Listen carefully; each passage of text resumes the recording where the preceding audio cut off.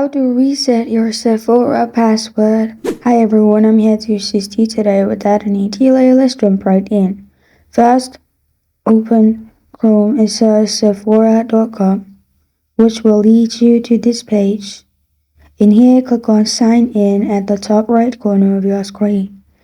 After you've clicked on Sign In at the top right corner of your screen, click on Sign In again, which will lead you to this page. Here, add your email address, then click on Forgot Password at the bottom.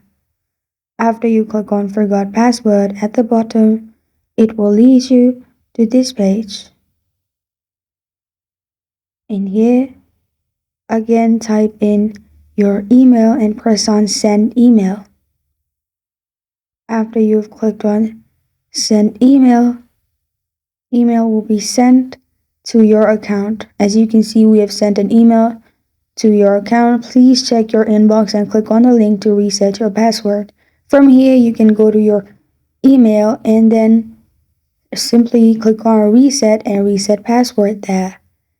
This is how to reset your Sephora password. Thank you for joining me today. If this video helps you out, please leave a like and subscribe for more. Got a question or want to suggest a topic? Comment below. Thank you for watching.